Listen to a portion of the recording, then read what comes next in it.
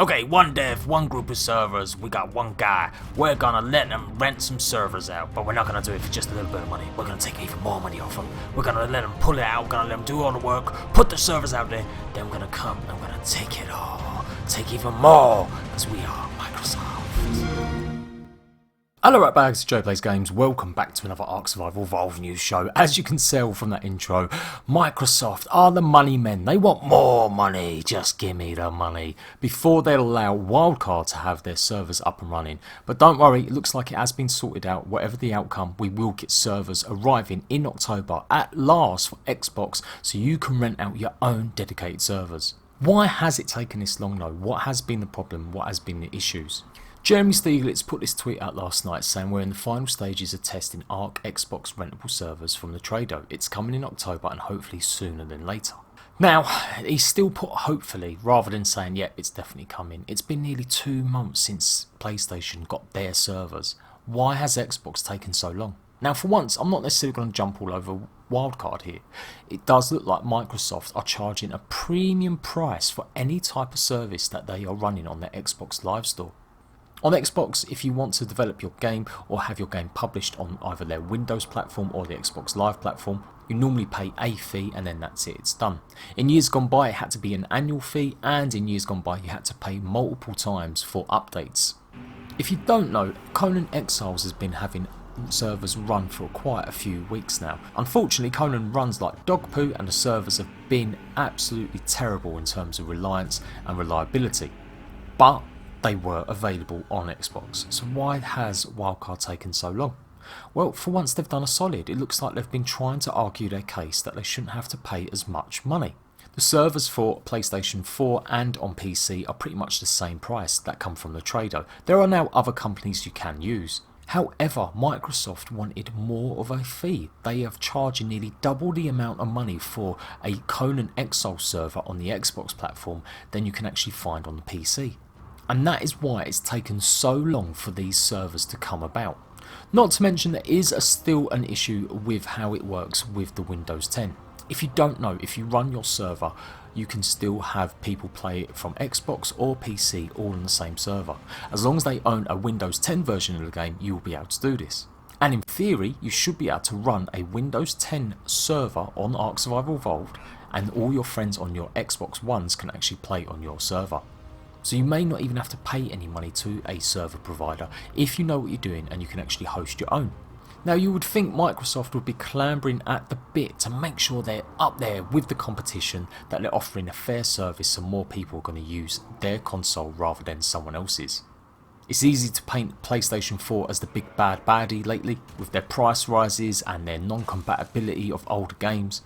Xbox has certainly shown the way in how to treat people, their customers, correctly. However, it looks like they are going to be the pantomime villain. While we don't have any official confirmation yet about the prices, I still imagine they're going to be more expensive for Xbox servers than they will be for PC or the PS4. The Conan developers did admit that they couldn't supplement the prices of the increase in servers. So unless Wildcard are footing the bill for every single server that goes up, you can expect the servers to be more expensive. Now while that hasn't been officially confirmed by anyone at the Trado or actual Microsoft or Wildcard itself, it just stands to logical reason that unless they've managed to cut some super deal, we are going to be paying more for servers on Xbox than you will on PC or the PS4. Now for some people that might not be such a problem, you just want the servers. I'm waiting on the go ahead, I want to get 2 or 3 servers up and running for my rat bags. However, that doesn't come at any cost. If servers are too expensive and you're not getting value for money, then why should you bother? And for people that aren't sponsored, that don't have help in getting their servers, you are going to be spending a lot of money. Does it make sense to carry on doing that, or is it better off finding another way to do it? That's where the Windows 10 comes in, and I'm glad that that will be an option. Supposedly, on past tweets and information that Jeremy and the rest of the Wildcard team have given, Windows 10 will roll out compatible with the server rentals at the same time. The only thing I will say to Wildcard is, what the frick, did you not get this sorted out sooner? They've known about the release date for console for months and months and months. They set it. Admittedly, they couldn't make the first date, so they changed it, but they managed to get servers out for the PS4. Why has it taken this long, with a partnership with Xbox on their early access program for 18 months, to finally get these sorted so long after release? Why was this not sorted months beforehand? How has it come to this business side of things that is still in this stage? Now, Jeremy's talking about the final stages of testing. As far as I'm aware, everything is good to go on the Trados end. They are simply waiting on the files from Wildcard.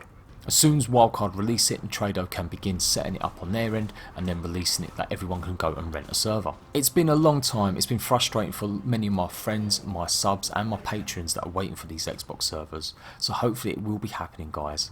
And like I said, I just hope the price of it for everyone else won't be too expensive.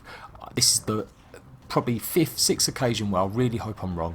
I really hope Wildcard have done a solid. They've managed to convince Microsoft to either drop the price of the actual servers, or Wildcard are doing a solid and they are supplementing the actual price. Otherwise, you are going to be paying nearly double the amount that you would for a PC server or a PS4 server, and that just isn't on. While I accept that some things on console may be a bit more expensive than PC, it shouldn't be the case that two consoles, pretty much exactly the same, should have such massive different prices. That's where sometimes the company does need to step in and make sure that it's plain and level on both accounts. Whether or not they raise the price on one console to match the other, or whether or not they divide it and make sure the cost of it goes across both, that is something that falls on the developer to make sure people are playing their game on servers. Now, developers will turn around and say, well, we don't have to rent out a server, it's just a bonus thing we're giving. But as you know, over the last few weeks, the official servers have been chock-a-block rammed, mostly people trying to play some of the new content. Ragnarok maps and some of the other newer maps have been massively overloaded. And Wildcard are still dealing with that issue. There are still some issues and niggles and problems. ARK does not feel like a fully published game. It still feels like an early access game, and developers are still fumbling around. By now, I would expect them to be a little bit more professional and getting some of this shit in order.